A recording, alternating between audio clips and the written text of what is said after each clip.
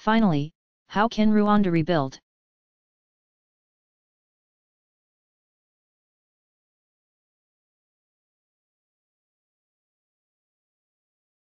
The governing Tutsis have been able to enforce a calm on the tiny landlocked nation. But some believe it is an uneasy calm and wonder how long minority Tutsis can retain control over a country that is 85% Hutu. In Rwanda's efforts to serve justice, its jails and courts remained jammed 10 years after the genocide. And since so many had fled the country and others escaped prosecution, justice could not be served fully. Some legal experts thought that a general amnesty issued by the Rwandan government would help put the nation's problems behind them.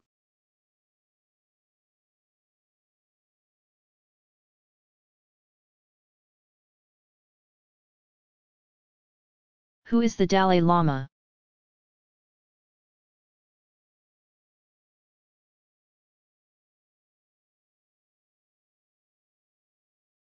The Dalai Lama is the spiritual leader of Lamaism, a Buddhist sect in Tibet.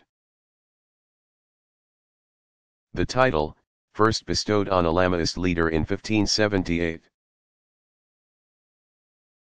translates as teacher whose wisdom is great as the ocean. The title has been bestowed 13 times since. Followers believe that the Dalai Lama is continually reborn. Monks go in search of a young boy who was born at about the same time as the Dalai Lama died. They seek other signs of continuity as well before identifying the new Dalai Lama, who the monks educate and train to assume the leadership role.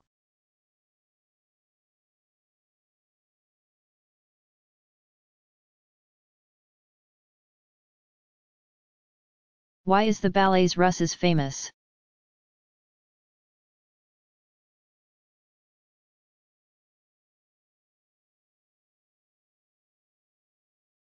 The notoriety of the ballet's Russes began on a May night in 1909. It was then that the company, created by Russian impresario Sergei Diaghilev, 1872–1929, performed innovative ballet choreographed by Michel Faucon, 1880–1942. The Parisian audience, made up of the city's elite, was wowed by the choreography, set design, and musical scores, as well as the performances of the lead dancers, the athletic vigor of Vaslav Nijinsky, the delicate beauty of Tamara Karsavina, the expressiveness of Anna Pavlova, and the exotic quality of Ida Rubinstein. Ballet had been freed of the constraints and conventions that had held it captive. The art form was reawakened. The reforms were on every level: choreography, performance, costuming, and design. The company's chief set designer was Leon Bakst, 1866–1924,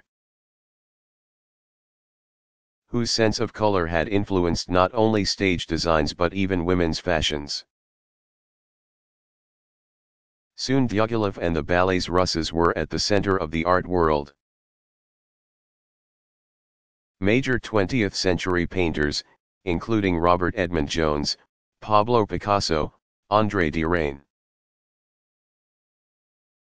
Henri Matisse, and Joan Miro, created set and costume designs for the dance company. And Diaghilev commissioned music that could match the spectacular dancing,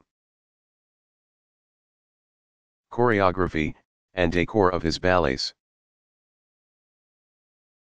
History's most celebrated composers, including Maurice Ravel, Claude Debussy, Richard Strauss, Sergei Prokofiev, and Igor Stravinsky, provided the scores for the dances performed by ballets Russes. The company, under Dyaghilev's direction, had created a completely different kind of dance drama.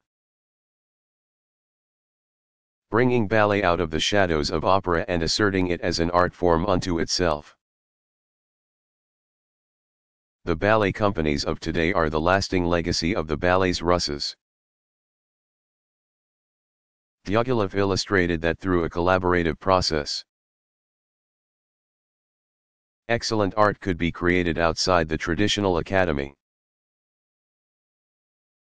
The ballets Russes provided 20th century dance with the model of the touring ballet company and seasonal repertory.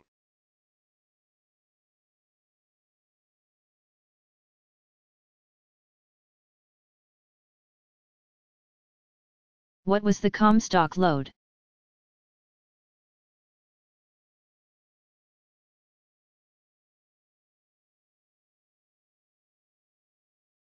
The richest silver mine in the United States, the Comstock lode was also plentiful in gold. The ore deposit was found in 1857 at Mount Davidson in western Nevada, about 16 miles southeast of Reno. The discoverers, Ethan Allen Grosh and Hosea Ballou Grosh, died before they could record the claim. American prospector Henry T. P. Comstock, 1820 to 1870, laid claim to the lode in 1859. But later sold it for an insignificant amount compared to what it was worth. The mine flourished until 1865 and again between 1873 and 1882, when the Big Bonanza, a super-rich ore vein, yielded more than $100 million. By 1882 the mine had yielded $397 million in ore and had produced half the United States silver output during the period. Western Nevada had become a hotbed of mining activity, attracting numerous prospectors. Among those who made their fortune from the Comstock lode was American mining magnate and future Senator George Hearst, 1820 to 1891. He used his fortune to buy the San Francisco Examiner in 1880, which was taken over by his son. American newspaper publisher William Randolph Hearst, 1863 to 1951, 7 years later. Virginia City, established in 1859 at the site of the discovery, became one of the West's boomtowns during the late 1800s. By 1898 the mines at the Comstock lode were all but abandoned. Wasteful mining methods and the demonetization of silver brought its demise.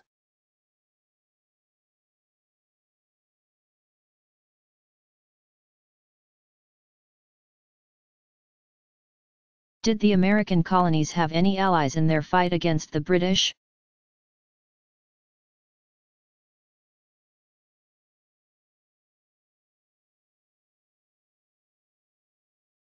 Yes.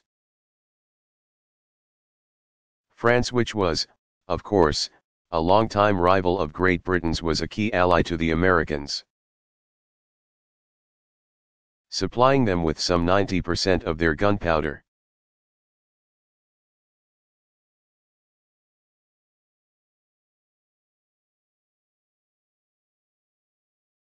What was the Beat movement?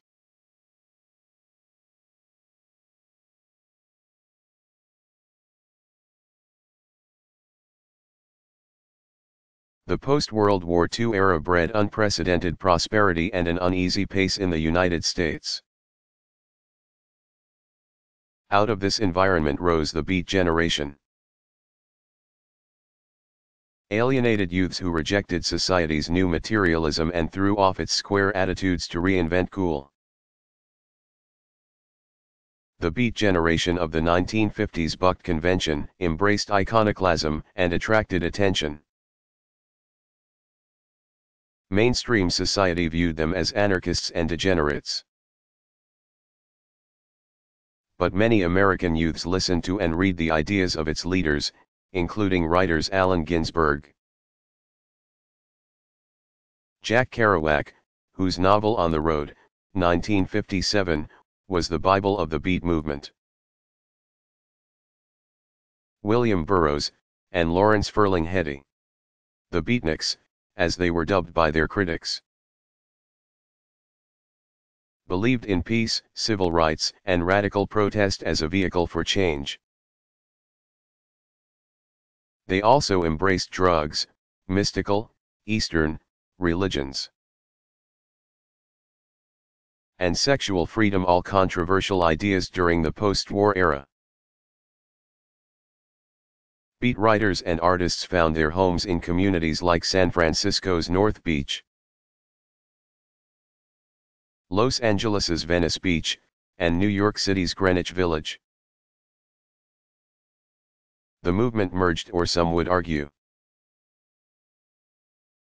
gave birth to the counterculture movements of the 1960s, including the hippies.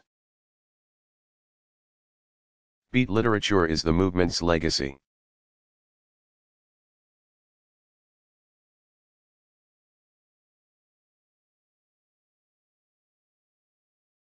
What were the lasting effects of the Harlem Renaissance?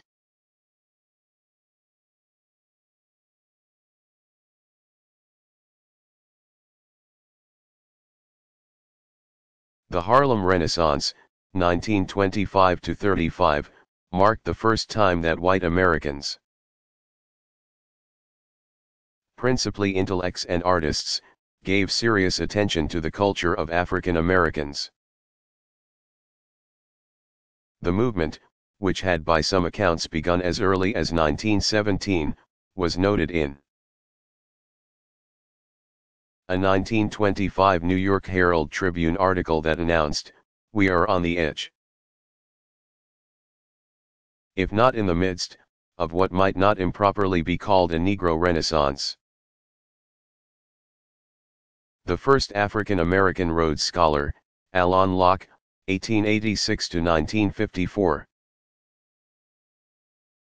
who was a professor of philosophy at Howard University, led and shaped the movement during which Upper Manhattan became a hotbed of creativity in the post-World War I, 1914-18, era. Not only was there a flurry activity, but there was a heightened sense of pride as well.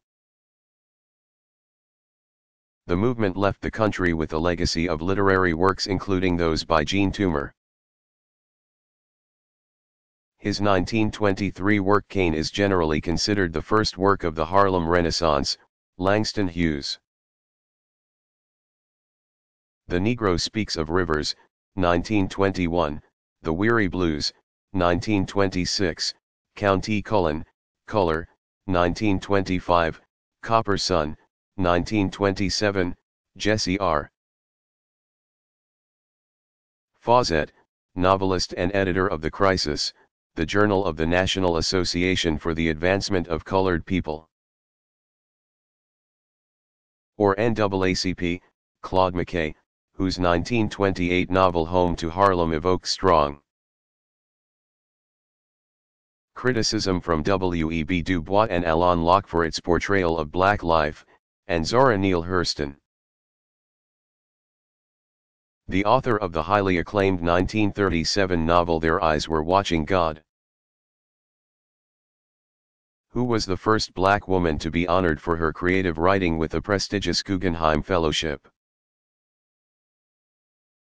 The Harlem Renaissance was not only about literature.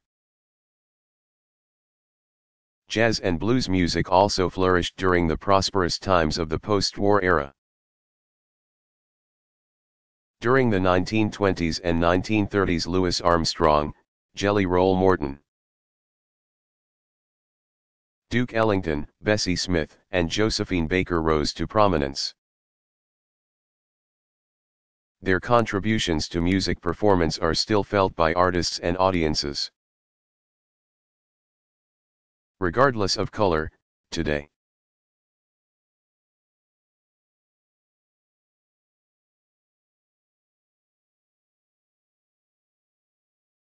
What was Black Tuesday?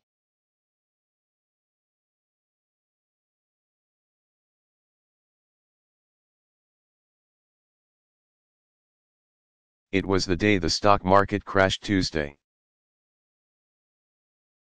October 29, 1929, signaling the beginning of the worldwide economic downturn called the Great Depression, 1929-39.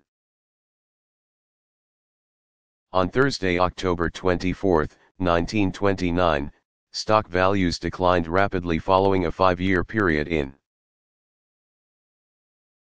which the average price of common stocks on the New York Stock Exchange had more than doubled. The prosperity of the 1920s and the widespread sale and purchase of Liberty bonds, U.S. government bonds, to help finance World War I, 1914-18, had encouraged many Americans to invest in the stock market. With the market robust, timing seemed right for speculation, and America's experience with Liberty bonds had made many people comfortable with and interested in investments. So when the stock market dropped precipitously on that fateful October day in 1929, the effects were felt by many. On the following Monday, prices again plummeted. On Tuesday, October 29, stockholders panicked,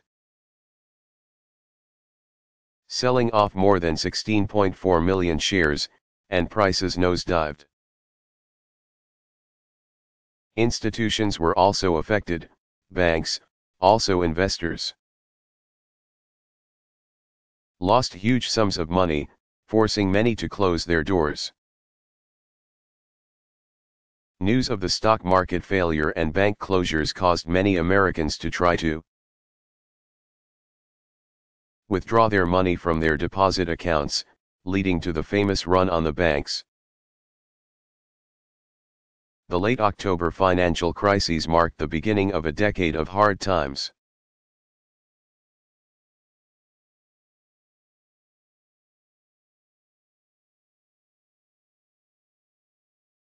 What was Plato's relationship to Socrates and Aristotle?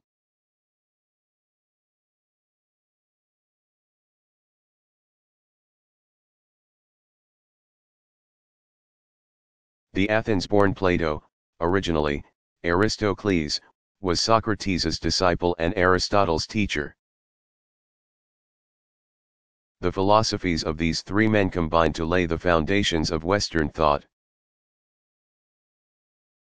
With the death sentence of his spiritual guide, Socrates, in 399 BC, Plato's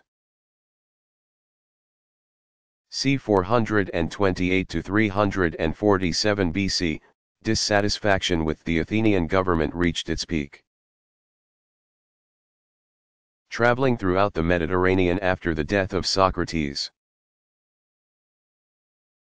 Plato returned to Athens in 387 BC, and 1 mile outside of the city he established the Academy, a school of philosophy supported entirely by philanthropists. Students paid no fees. One of the pupils there was young Aristotle, 384 to 322 BC. who remained at the academy for 20 years before venturing out on his own. Plato wrote a series of dialogues in which Socrates figures prominently. The most highly regarded of these is the Republic, in which Plato discusses justice and the ideal state. It was his belief that people would not be able to eliminate injustice from society until rulers became philosophers. Until all philosophers are kings, or the kings and princes of this world have the spirit and power of philosophy, and political greatness and wisdom meet in one. And those commoner natures who pursue either to the exclusion of the other are compelled to stand aside. Cities will never have rest from their evils, no, nor the human race. Also on the subject of the ideal state, Plato wrote but did not finish Laws. His other works include Symposium, which considers ideal love, Phaedrus,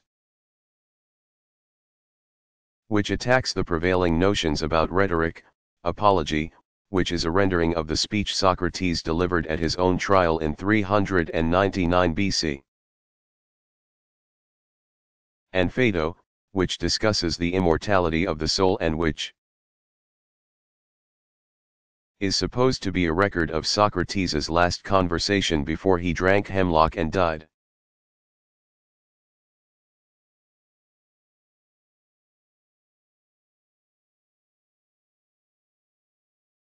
Who was tried at Nuremberg?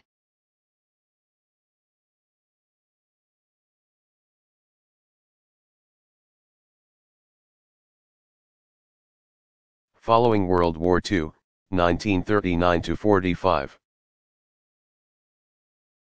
22 leaders of Nazi Germany were put on trial at Nuremberg's Palace of Justice. The International Military Tribunal began the proceedings on November 25, 1945, and they were not concluded until September 30 of the following year. The verdicts were announced on October 1. The site was deliberately selected by the Allies. The now bombed-out city of Nuremberg was considered a seat of Nazi power, though many, including Soviet leader Joseph Stalin,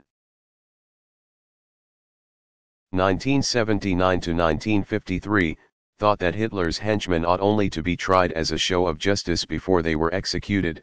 Others, notably U.S. Chief Prosecutor Robert Jackson, 1892–1954, believed due process of law must be observed. The American view prevailed.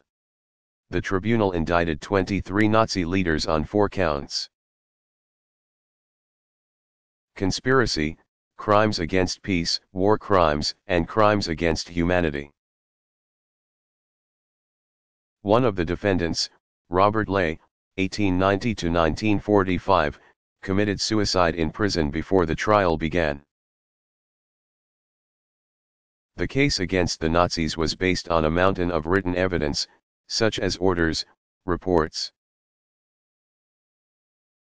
manifests, logs, letters, and diaries. The Germans had scrupulously recorded their evil deeds. The presentation of the documents was punctuated with live testimony of a German civilian contractor who, out of curiosity, had followed a Nazi detachment to an embankment where several thousand Jewish men, women, and children were shot and buried in a pit, and of a French woman, a survivor of the horrors of Auschwitz, recollecting a night when children had been hurled into furnaces alive, since the Nazis had run out of fuel. The atrocities were rendered unimaginably horrific by the sheer number of Nazi victims, which included 3.7 million, of the 5.7 million captured, Soviet troops who died in prison, 4 million Jews who died in extermination camps, and the murder of at least 2 million more Jews elsewhere. The defense was prohibited from employing a "you did it, too" argument, which would have been an attempt to justify their actions by claiming it was all part of war. The Allies were determined to bring the Nazis to justice for their appalling and diabolical acts. Among those tried at Nuremberg were Hitler's chief deputy Hermann Göring, 1893–1946, whom a New Yorker correspondent covering the trials described as a brain without a conscience; Foreign Minister Joachim von Ribbentrop, 1893–1946, and Armaments Minister Albert Speer, 1905–1981. Goering and Ribbentrop were among the 5 men found guilty on all 4 counts against them. They were sentenced to hang. 6 others were found guilty of crimes against humanity and were all sentenced to hang. A 7th man, Martin Bormann, 1900-45, who had been tried in absentia, was also sentenced to hang if he were found to be alive. 7 others were also found guilty on 1 or 2 counts and were sentenced to prison terms ranging from 10 years to life. 3 were acquitted on all 4 counts. Goering escaped his hanging, though he was to be closely monitored by his jailers. He managed to secure a vial of cyanide, which he swallowed a few hours before his scheduled execution. Since Bormann was at large, 10 Nazis died in the 3 gallows that had been constructed in the prison gym of the Palace of Justice. The trials at Nuremberg cemented the principle that wartime leaders are accountable under international law for their crimes and immoralities.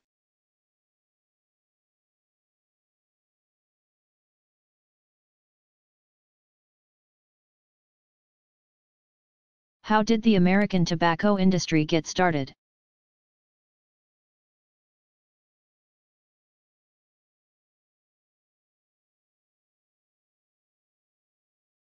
Tobacco, a member of the nightshade family, is an indigenous American plant.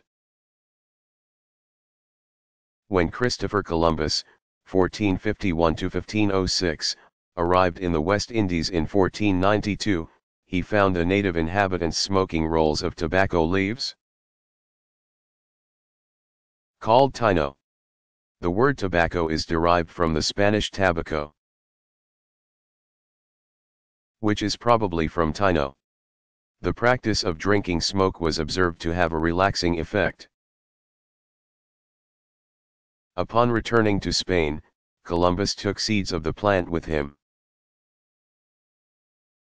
By 1531, tobacco was being cultivated on a commercial scale in the Spanish colonies of the West Indies.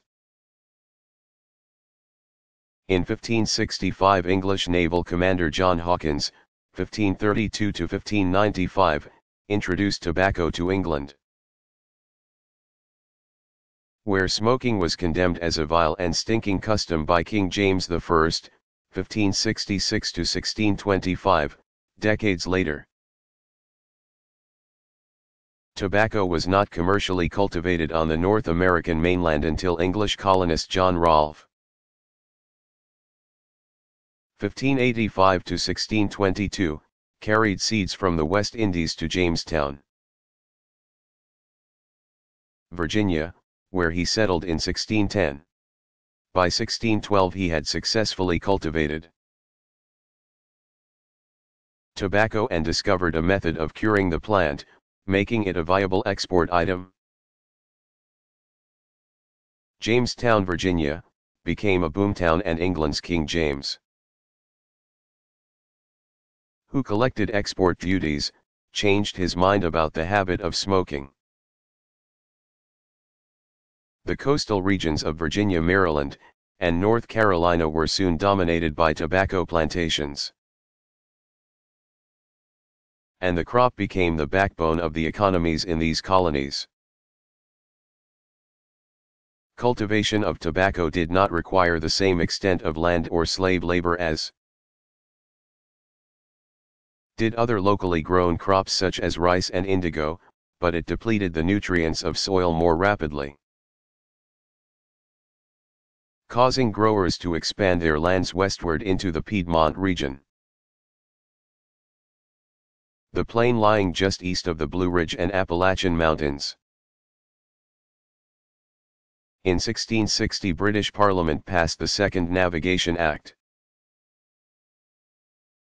declaring that tobacco and other articles from England's American colonies could only be exported to the British Isles. Tobacco prices dropped in response to the legislation and the colonial economies were weakened,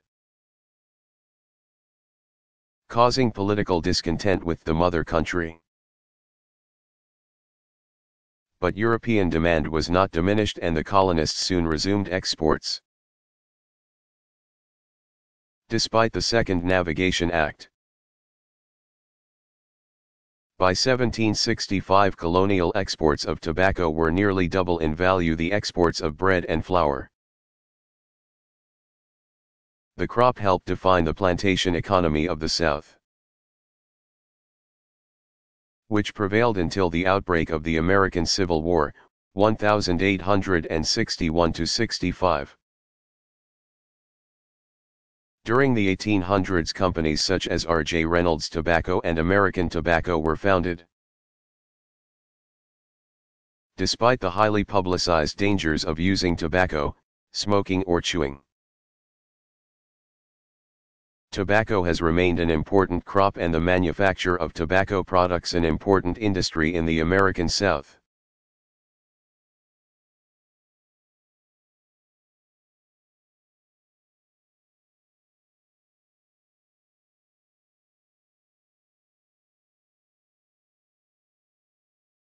Is it true that Moses stuttered?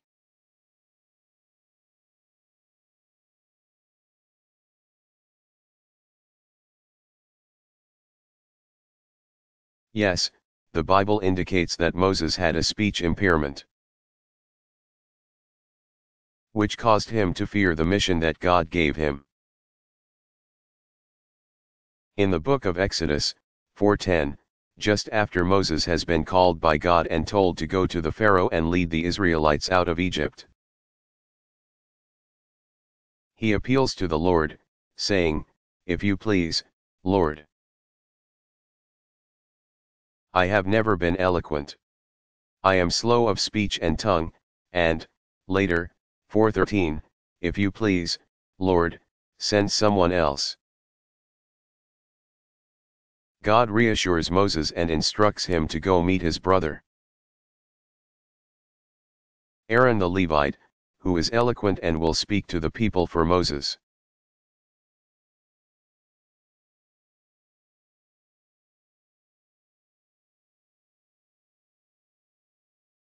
Why was President Andrew Johnson impeached?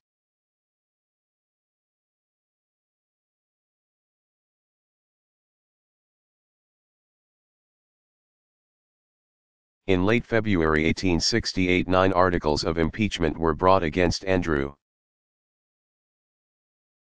Johnson over political and ideological differences between the President and Congress. Johnson self-educated, self-made, and outspoken inspired people to either love or hate him.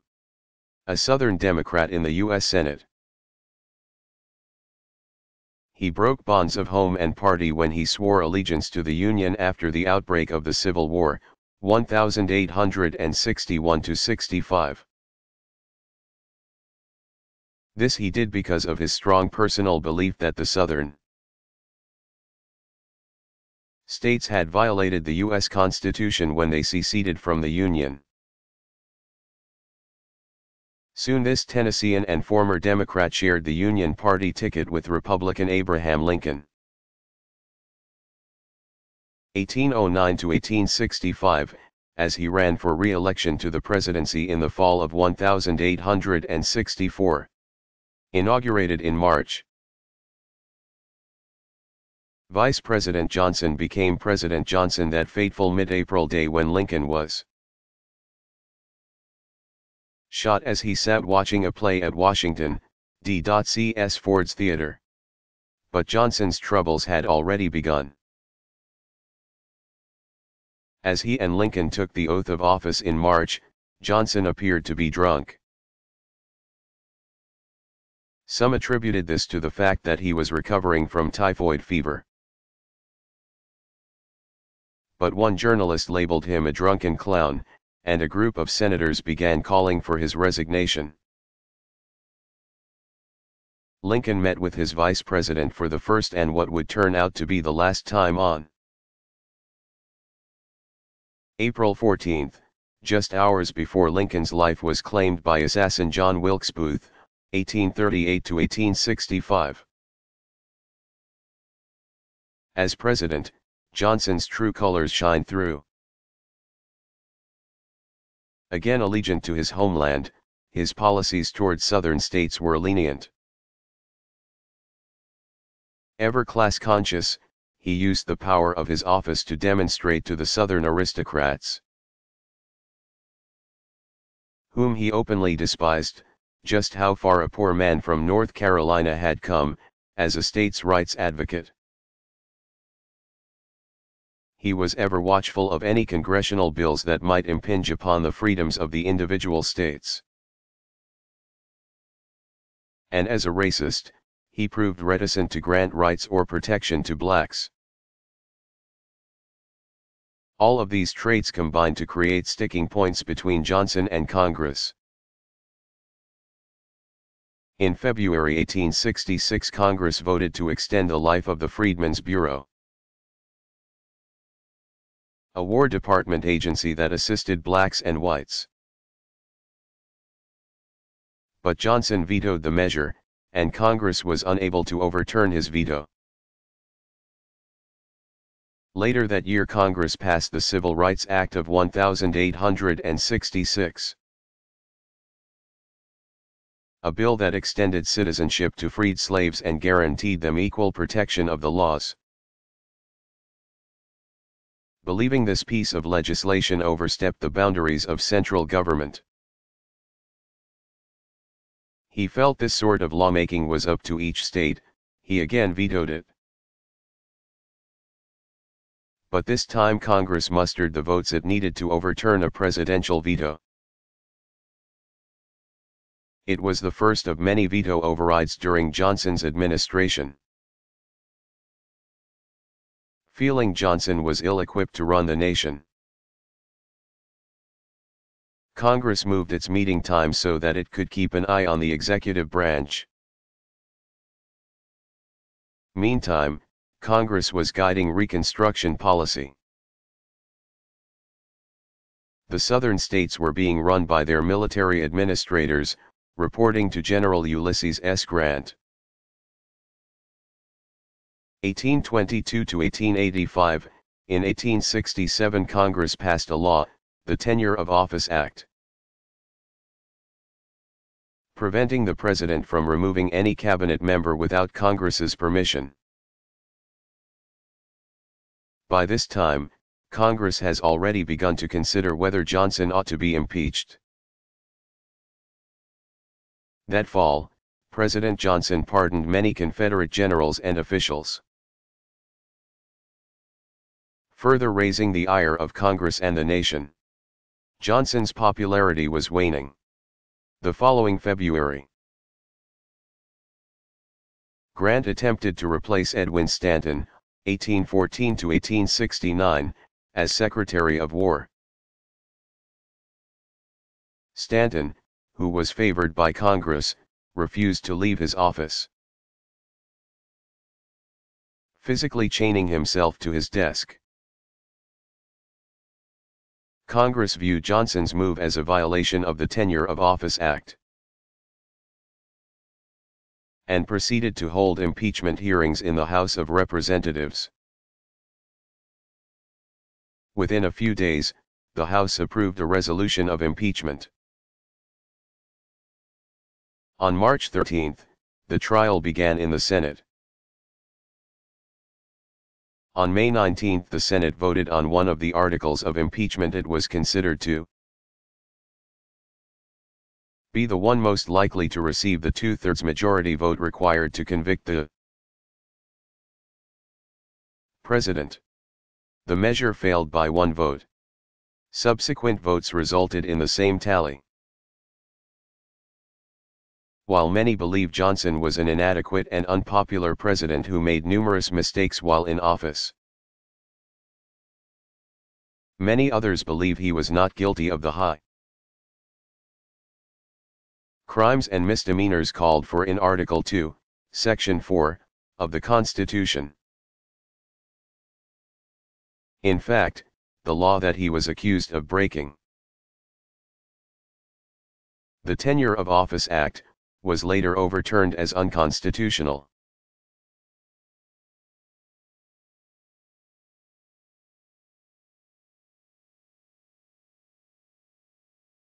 How extensive were George Washington Carver's agricultural discoveries?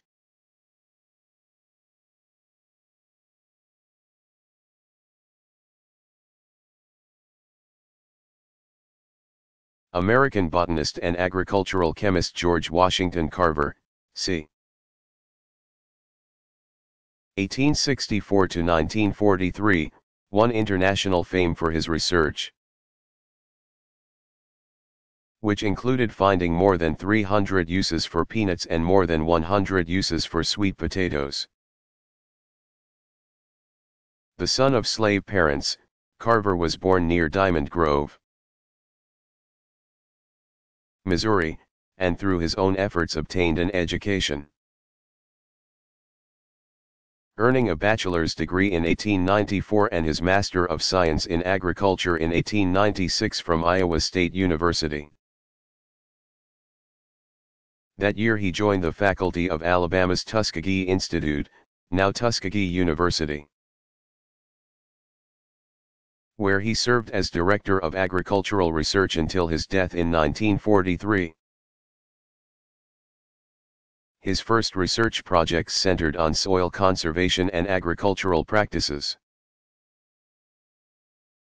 Carver gave lectures and made demonstrations to Southern farmers, particularly black farmers, to help them increase crop production. He then turned his attention to finding new uses for two Southern staple crops, peanuts and sweet potatoes. Carver found that peanuts could be used to make a milk substitute, printer's ink, and soap. He also found new uses for soybeans and devised products that could be made from cotton waste. His efforts were all intended to improve the economy in the American South and better the way of life of Southern black farmers. Carver was lauded for his accomplishments. He was named a Fellow of the Royal Society of Arts of London. 1916, he was awarded the Spingarn Medal for Distinguished Service in Agricultural Chemistry, 1923. And he was bestowed with the Theodore Roosevelt Medal for his valuable contributions to science, 1939.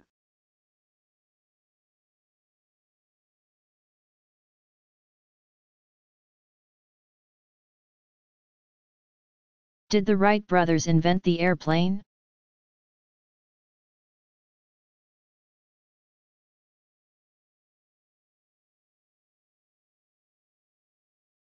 The Wright brothers were the first to successfully build and fly an airplane. And both events went virtually unnoticed at the time. The owners of a bicycle shop in their hometown of Dayton, Ohio, Wilbur,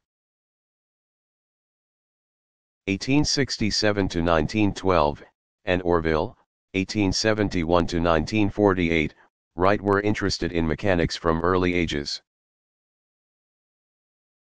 After attending high school, the brothers went into business together and, interested in aviation, began tinkering with gliders in their spare time. The brothers consulted national weather reports to determine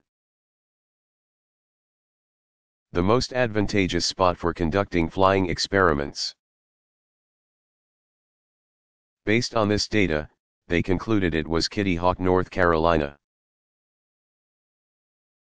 There in 1900 and 1901, on a narrow strip of sand called Kill Devil Hills,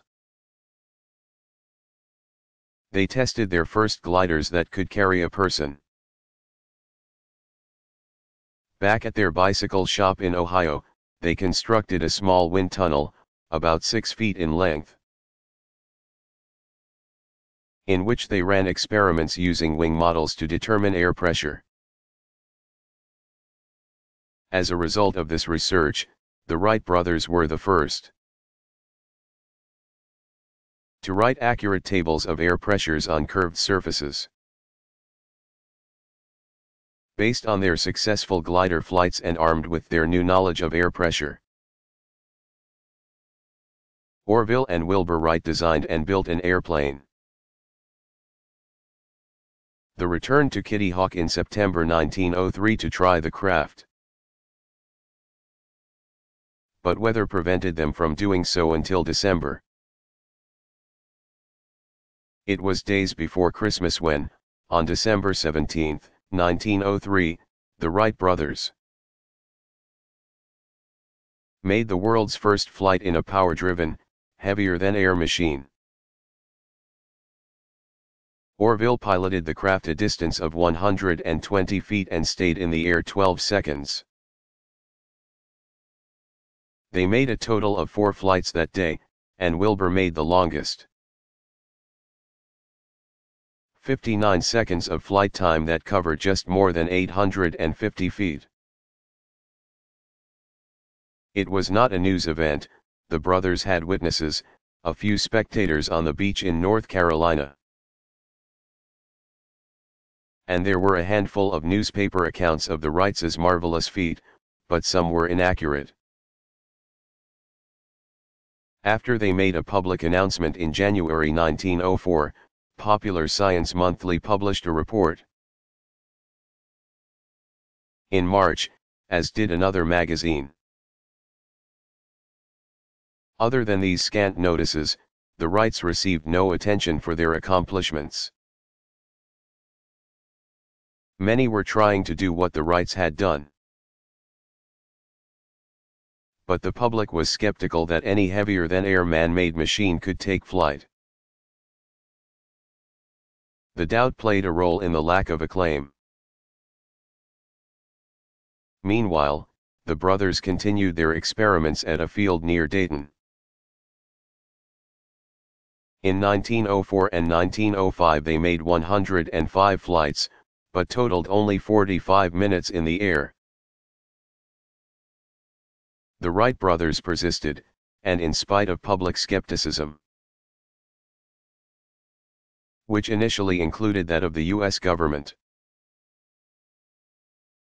In 1908 Orville and Wilbur Wright signed a contract with the Department of War to build the first military airplane. Only then did they receive the media attention they deserved. A year later, they set up the American Wright Company to manufacture airplanes. In spring 1912 Wilbur became sick and died. 3 years later Orville sold his share in the company and retired. The plane piloted by the two brothers in December 1903 near Kitty Hawk is on display at the National Air and Space Museum in Washington, D.C.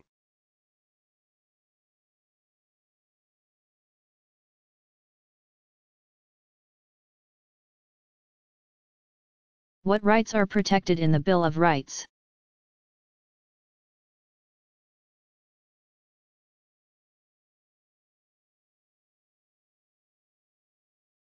The first 10 amendments to the U.S. Constitution are collectively called the Bill of Rights, which became law on December 15, 1791, and are meant to guarantee individual liberties. The First Amendment, which is perhaps most often cited by Americans, guarantees freedom of religion, speech, and the press, as well as the right to assemble peaceably and the right to petition the government for a redress of grievances. The Second Amendment guarantees the right to keep and bear arms, stating that a well-regulated militia being necessary to the security of a free state. The Third Amendment forbids peacetime quartering of soldiers in private dwellings without consent of the owner. The Fourth Amendment forbids unreasonable searches and seizures. The Fifth through the Seventh Amendments establish basic standards of jurisprudence.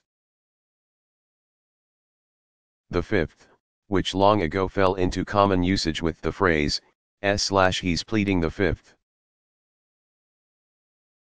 guarantees that a person will not be compelled to testify against himself. The amendment also ensures that a criminal indictment can only be handed down by a grand jury. 12 to 23 people who determine if a trial is necessary. And prohibits double jeopardy, being prosecuted twice for the same criminal offense. The Sixth Amendment protects the rights of accused persons in criminal cases by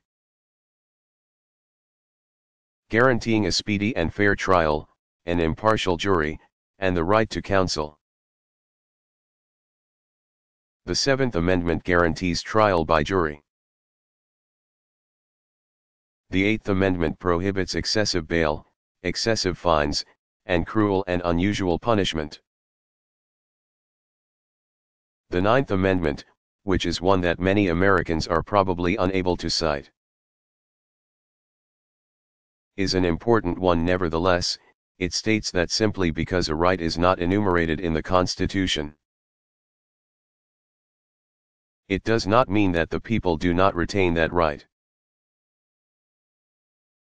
The 10th Amendment relinquishes to the state governments those powers the Constitution did not expressly grant the federal government or deny the states. In other words, it limits the power of the federal government to that which is granted in the Constitution.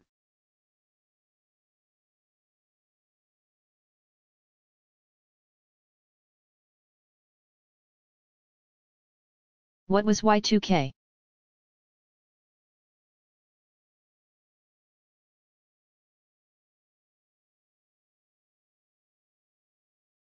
Y2K means year 2000, K is a metric abbreviation for thousand. In the late 1990s, the term was most often coupled with problem or bug to refer to a potentially disastrous computer programming peculiarity. Over decades of programming and in trillions of lines of code,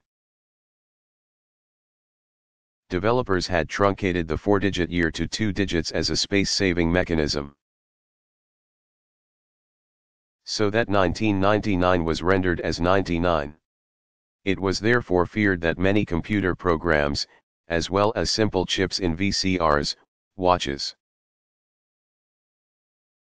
and other consumer devices, might malfunction, reading 00 not as 2000 but as 1900, or not recognize it at all.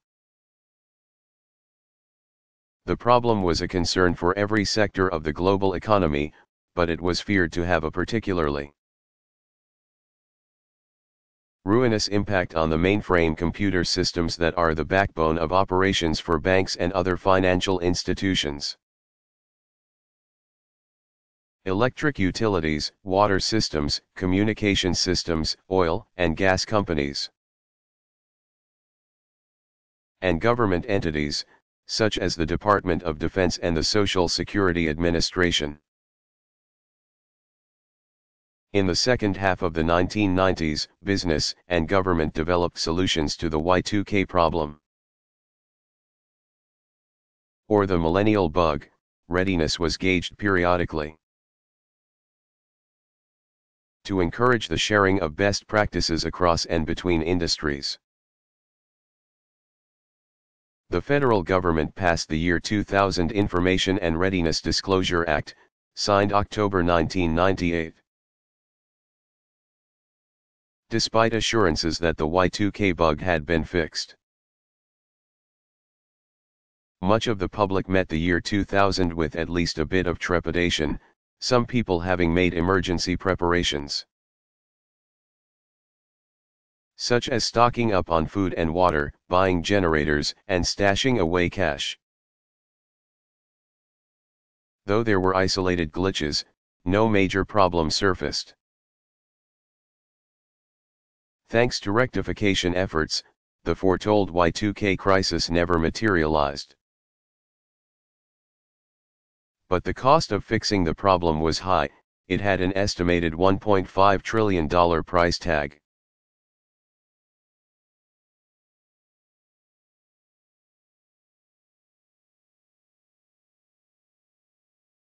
What impact did the Challenger disaster have on the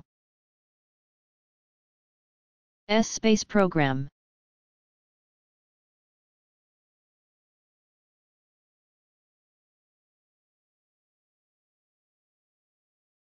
The immediate effect was that all scheduled launches were scratched.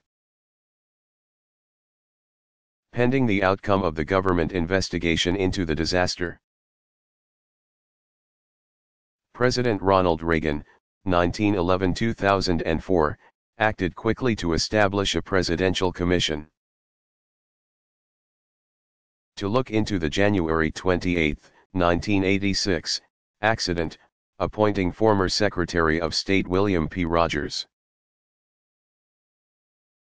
1913-2001, as the chair. Rogers conducted a thorough investigation involving public and private hearings. More than 6,000 people, 15,000 pages of testimony, 170,000 pages of documents, hundreds of photographs, and reports of independent technical studies. Additionally, the Commission reviewed flight records, film evidence, and the recovered debris. On June 6, 1986, the Commission released its report, citing the cause of the disaster as the failure of the O-ring seals that are intended to prevent hot gases from leaking through the joint during the propellant burn. The Commission had learned that although both the National Aeronautics and Space Administration, NASA, and the O-ring manufacturer Morton Thiokol were concerned about the seals, which had also been used on other shuttles, they had come to regard them as an acceptable risk. The Commission went on to say that the decision to launch the Challenger was flawed. The U.S. House of Representatives Committee on Science and Technology, which had spent 2 months conducting its own hearings, also concluded that the disaster could have been prevented, citing that meeting flight schedules and cutting costs were given a higher priority than flight safety. With the blame for the disaster placed on NASA's doorstep, public confidence in the agency plummeted and NASA's own astronauts became concerned that their lives had been put at risk. However, the Commission also made 9 recommendations to NASA, including redesigning the solid rocket booster joints, giving astronauts and engineers a greater role in approving launches, reviewing the astronaut escape systems, regulating the rate of shuttle flights to maximize safety, and reforming the shuttle program's management structure. A turnover of personnel, which included some astronauts, resulted at the space agency, which spent almost 3 years rebuilding. It was not until September 29, 1988, that an American shuttle again flew in space.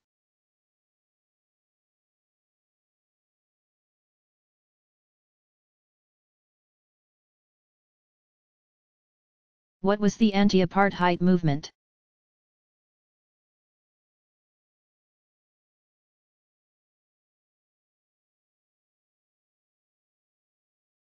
It was an international movement to throw out the decades-old system of racial segregation in South Africa.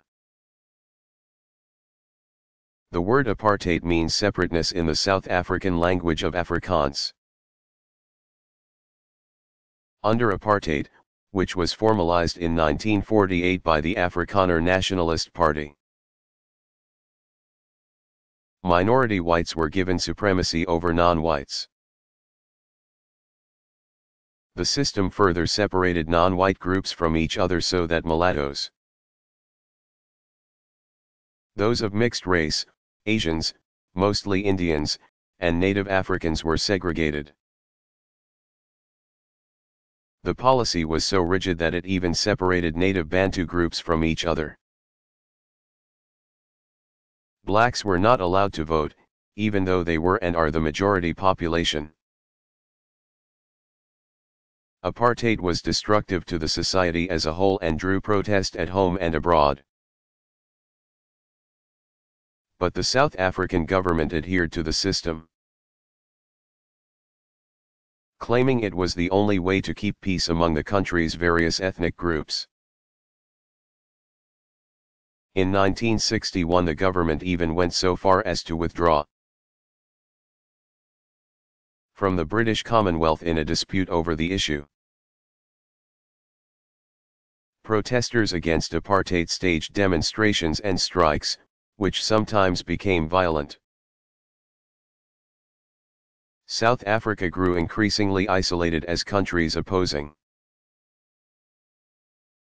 the system refused to trade with the apartheid government. The no-trade policy had been urged by South African civil rights leader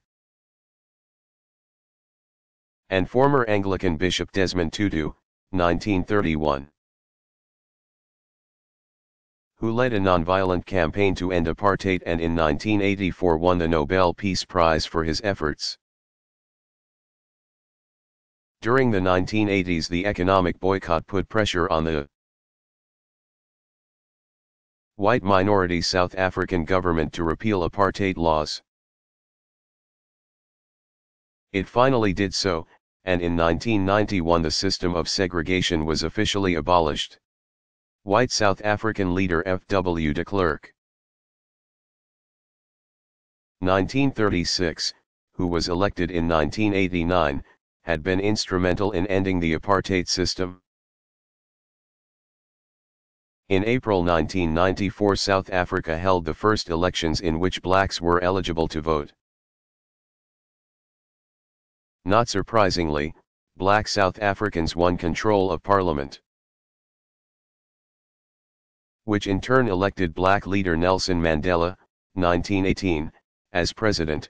De Klerk was retained as deputy president.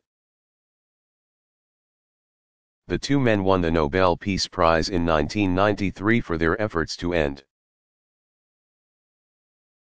apartheid and give all of South Africa's peoples full participation in government. In 1996 the work of the Truth and Reconciliation Commission, a panel headed by Desmond Tutu and charged with investigating the political crimes committed under apartheid, began work. Its investigations continued in 1999, with many findings proving controversial.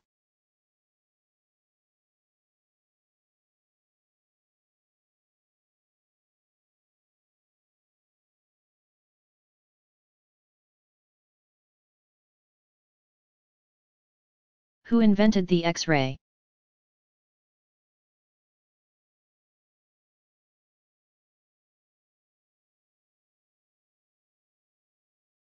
German physicist Wilhelm Conrad Röntgen, 1845–1923, discovered X-rays in 1895 but did not understand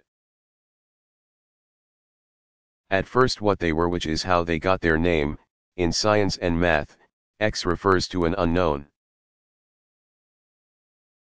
By the end of the decade, hospitals had put X-rays to use, taking pictures called radiographs of bones and internal organs and tissues to help diagnose illnesses and injuries. Using the new technology, doctors could see the insides of a patient. In 1901 Röntgen received the first Nobel Prize in Physics for his discovery of a shortwave ray.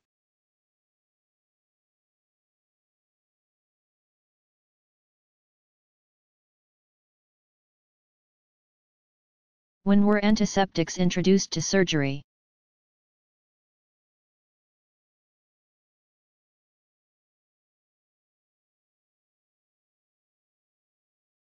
Antiseptics, which prevent infections, were introduced in the middle of the 19th century. And by the end of the century were in widespread use. The introduction in 1846 of anesthetics such as ether and chloroform handled the problem of pain during surgery. But even after successful operations, patients were dying or becoming permanently disabled from infections contracted while in the hospital. These infections, which often became epidemic inside the medical facilities, included tetanus, gangrene, and septicemia. In 1846 Hungarian obstetrician Ignaz Philipp Semmelweis, 1818–1865, who was practicing at a Vienna hospital, concluded that infection, in this case puerperal, or childbirth fever, was coming from inside the hospital ward. His analysis was met with strong rebuttal. While he began practicing antisepsis, cleanliness to reduce infection, and his statistics showed a decrease in mortality rates, the methods did not gain acceptance in the medical community. Nearly 2 decades later, in 1864, English surgeon Joseph L. Lister, 1827–1912, became interested in French chemist and microbiologist Louis Pasteur's 1822–1895 work with bacteria. While practicing surgery in Glasgow, Lister replicated Pasteur's experiments and concluded that the germ theory applied to hospital diseases. In order to stave off inflammation and infections in his patients, Lister began working with solutions containing carbolic acid, which kills germs, observing favorable results. Lister reported his findings in 1867 in the British Journal of Medicine Lancet. Many physicians still rejected Lister's claims that antisepsis could reduce the danger of infection.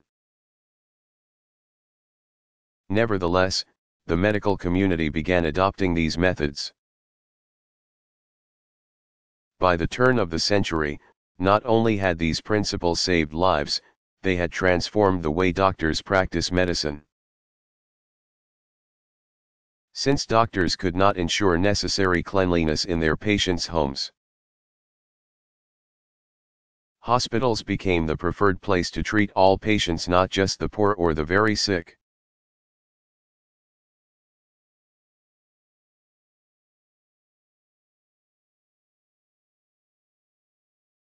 What was the Crimean War?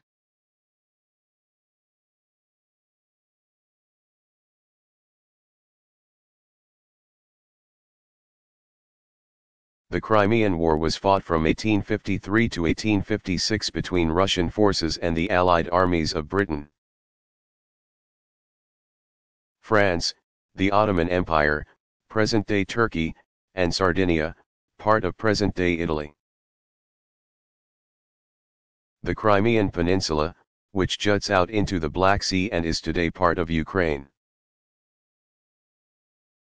was the setting for many of the battles.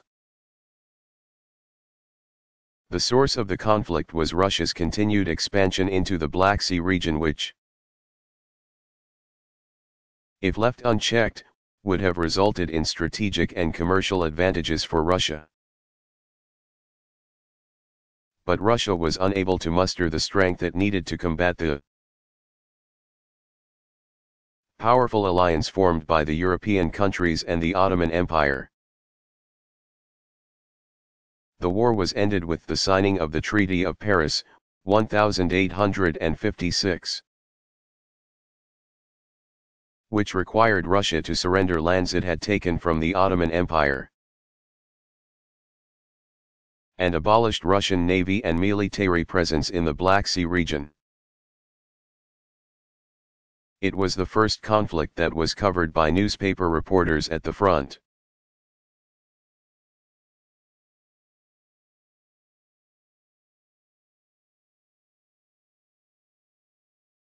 Have the Olympic Games been held regularly since 1896?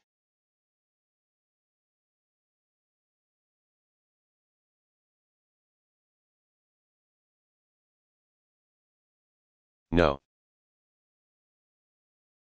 In spite of the fact that international harmony, truce of God, is one of the hallmarks of the modern Olympic movement, the Games have been cancelled by the governing body, the International Olympic Committee. IOC, due to world events. In 1916 the Games were cancelled because of World War I. 1914-18, the 1940 and 1944 Games were called off due to World War II, 1939-45. The Games have been affected by international politics, occasional boycotts, and demonstrations as well. Though the 1980 Summer Games continued as planned, the United States and as many as 62 other non-communist countries, including Japan and the Federal Republic of Germany, boycotted them in protest of the 1979 Soviet invasion of neighboring Afghanistan. The following Summer Games, held in Los Angeles in 1984, were boycotted by the Soviets. The official reason was cited as fear, though some skeptics believed the reason to be more specific, a fear of drug testing. In 1968, in Mexico City, two African American track medalists rose gloved and clenched fists of support for Black Power, which earned them suspension and expulsion from the Olympic Village. Olympic history turned dark when the 1972 Summer Games in Munich. 11 Israeli athletes were killed in the Olympic Village by the Arab terrorist group Black September. A 1996 bombing at Olympic Park in Atlanta, Georgia also cast a shadow over the Games.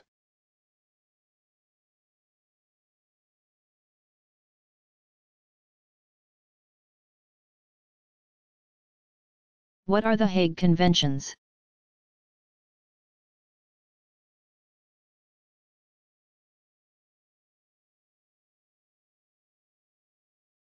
They are international treaties, 1899, 1907, covering the laws and customs of war. The first Hague Convention developed out of the Peace Conference of 1899, held in The Hague, the Netherlands, and convened by Russian Tsar Nicholas II, 1868-1918. Among the original goals was limiting the expansion of armed forces. Though the representatives there, from 26 nations, including the United States, failed to agree on a resolution to limit such expansion, they did agree on certain rules of engagement for war on land and at sea. Also, very importantly, they adopted the Convention for the Pacific Settlement of International Disputes. This convention set up the Permanent International Court of Arbitration and Justice, still in existence today. The court is in The Hague, where it is housed in the Peace Palace. A gift of American industrialist and philanthropist Andrew Carnegie, 1835-1919. A later convention, the Second Hague Peace Conference, was held in 1907. Representatives of 44 nations met for a period of 4 months. The Convention of 1907 modified and added to the first. Delegates resolved to meet again in 1915. But that conference was not held due to the outbreak of the First World War. The Hague Conventions were the forerunners of the League of Nations and the United Nations. How was the makeup of the U.S.?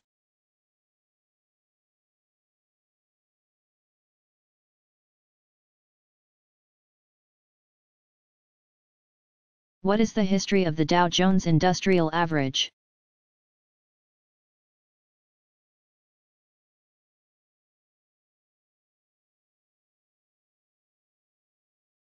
A measure of stock prices of important industrial companies, the Dow Jones Industrial Average.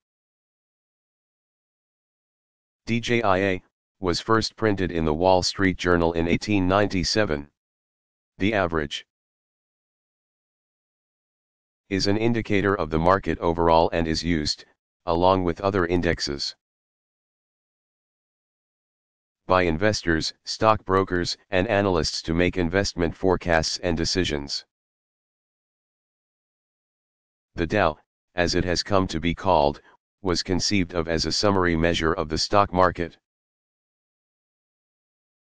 An index that could be used to analyze past trends, indicate current trends, and even predict future ones. The first DJIA averaged the prices of 12 major companies. The list had been expanded since, in 1916 it averaged the stock prices of 20 companies.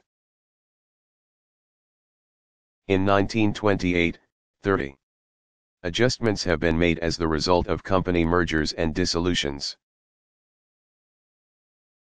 Though it is a measure only of the New York Stock Exchange. The Dow Jones average has been called a barometer of the stock market. News of fluctuations in the DJIA can affect market prices around the world.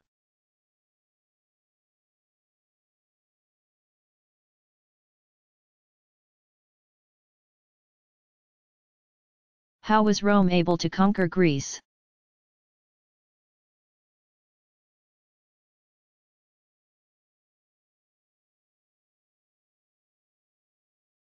After Alexander the Great died in 323 B.C.,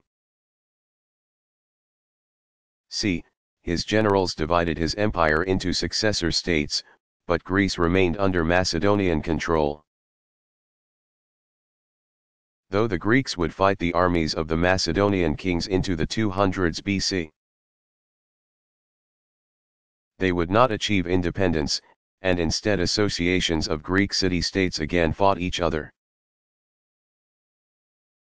Meantime, just to the west, Rome had been conquering lands to become a formidable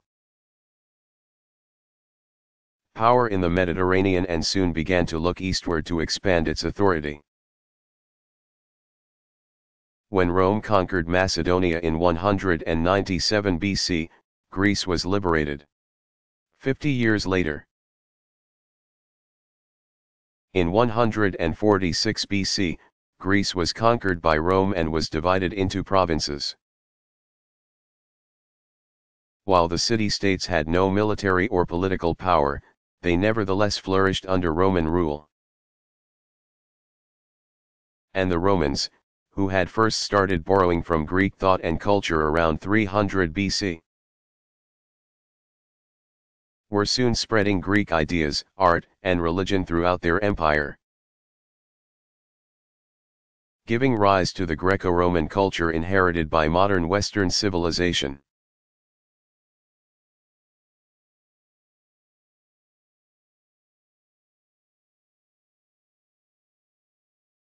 When was the U.S. Constitution ratified?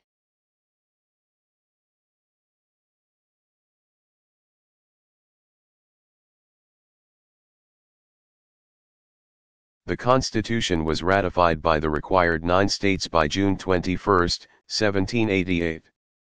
It went into effect the following year,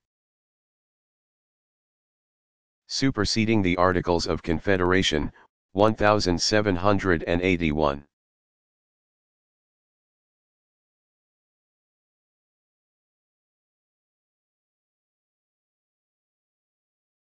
Who was Enrico Fermi?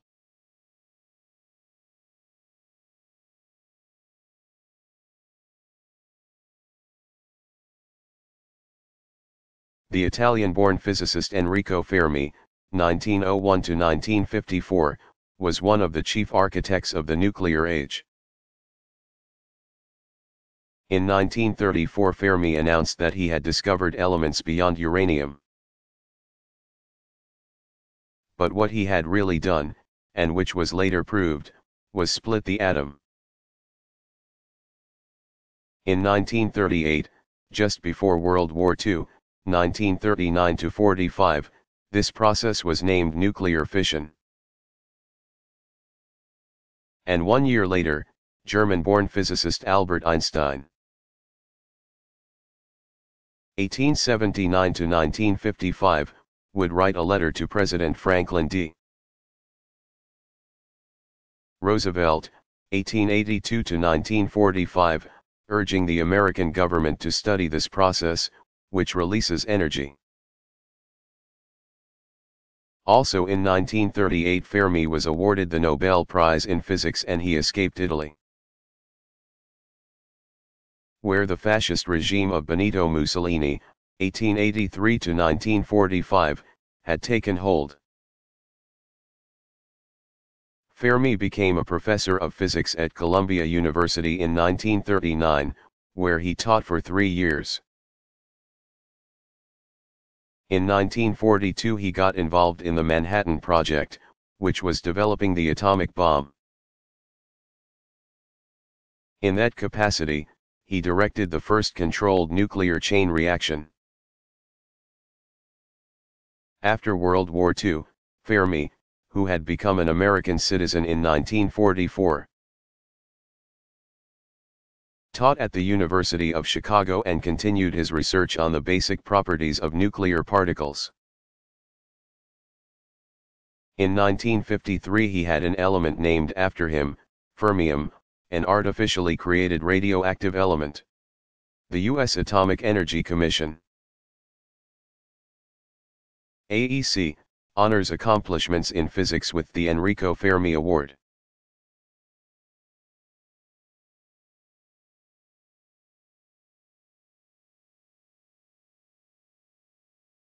How was paper invented?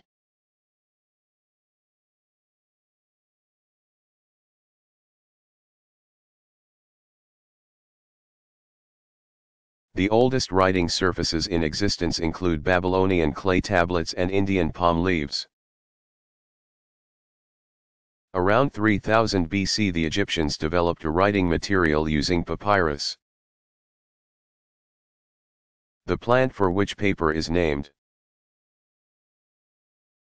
Early in the Holy Roman Empire, the long manuscript scrolls that were made of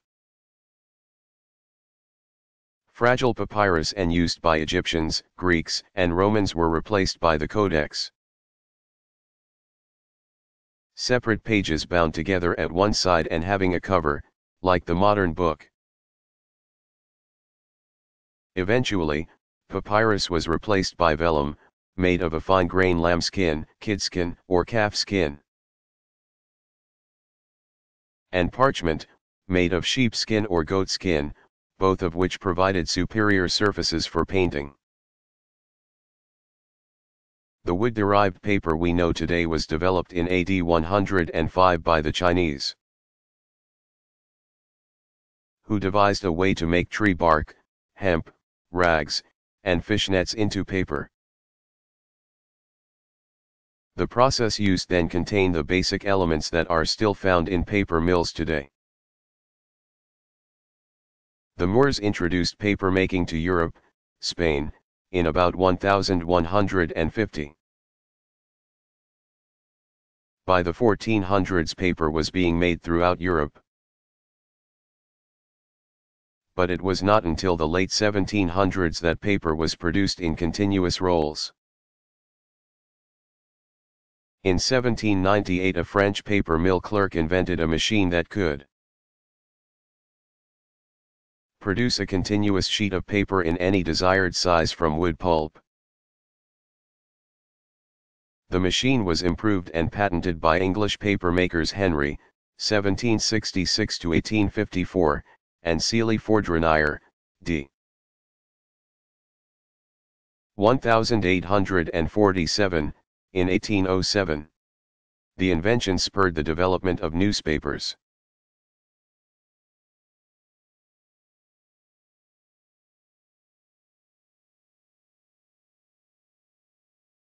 Who wrote the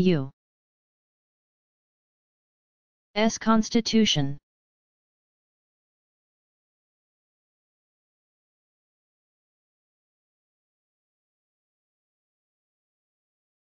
In spirit, the U.S. Constitution was created by all of the 55 delegates to the meeting that convened on May 25, 1787. In Philadelphia's Independence Hall. Thomas Jefferson, 1743 to 1826, called the Constitutional Convention an assembly of demigods. And with good cause, the delegates were the young nation's brightest and best. When the states had been called upon to send representatives to the meeting, 12 states answered by sending their most experienced, most talented, and smartest men, Rhode Island, which feared the interference of a strengthened national government in state affairs, sent no one to Philadelphia. Even in such stellar company, the document did have to be written. While many had a hand in this process, it was New York lawyer and future American politician and diplomat Gouverneur Morris, 1752 to 1816, who actually took on the task of penning the Constitution, putting into prose the resolutions reached by the convention. Morris had the considerable help of the records that James Madison, 1751 to 1836, of Virginia had kept as he managed the debates among the delegates and suggested compromises. In that capacity and in that he designed the system of checks and balances among the legislative, Congress, the executive, the President of the United States, and the judicial, Supreme Court. Madison had considerable influence on the document's language, quite rightfully earning him the designation Father of the Constitution. The original document, drafted by Morris, is preserved in the National Archives building in Washington, D.C. While the Constitution has been amended by Congress, the tenets set forth therein have remained with Americans for more than 2 centuries, and they have provided proof to the countries of the world that a constitution outlining the principles and purposes of its government is necessary to good government.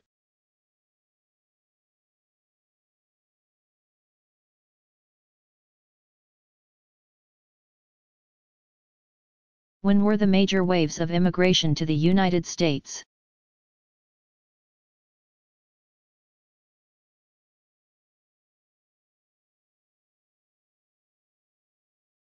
The first wave of immigration was during colonial times, when most new arrivals to North America were from England. But other European countries were represented as well, including France,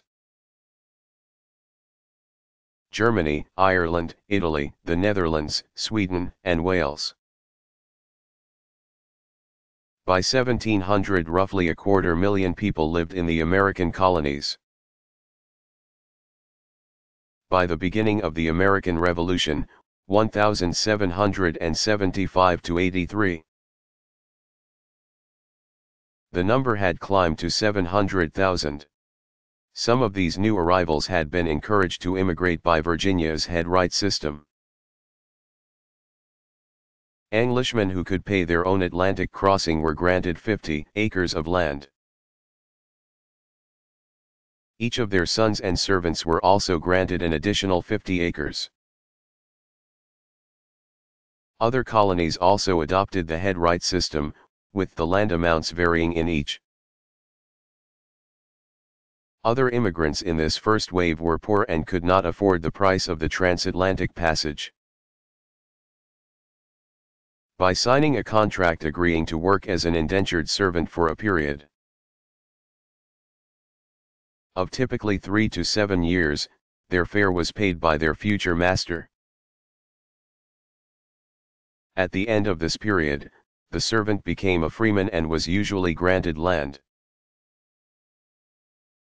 tools, or money by the former master.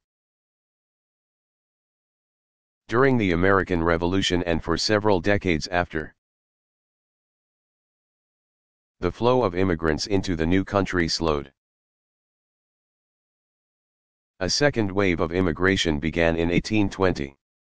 During the next 50 years, nearly 7.5 million newcomers arrived in the United States. Many were Irish who escaped the effects of the Great Famine back home, settling the cities along the eastern U.S. seaboard. An equal number, roughly a third, were German, who settled the nation's interior farmlands, particularly the Midwest. An economic depression in the 1870s stemmed the tide of immigrants, but only for a short time. Between 1881 and 1920, a third wave brought more than 23 million immigrants to American shores. These new arrivals were largely from Eastern and Southern Europe. German immigration reached its peak in 1882. In 1883, the United States saw the peak of immigration from Denmark, Norway, Sweden, Switzerland, the Netherlands, and China. Just after the turn of the century, in 1902, U.S. immigration set new records as people from Italy, Austro-Hungary, and Russia made the transatlantic journey. Between 1920 and 1965, immigration slowed. In the last 3.5 decades of the 20th century and into the 21st, a fourth wave of immigration has taken place. In spring 1998, the U.S. Census Bureau released a report citing that 9.6% of American residents are foreign-born, or roughly 1 in every 10. This is the highest percentage reported since the 1930s, when 11.6% of U.S. residents were natives of another country, a result of the third wave of immigration, 1881 to 1920. However, the origin countries have shifted. Latin Americans now account for about half of all new arrivals. 1/4 are Asian-born, and 1/5 are European.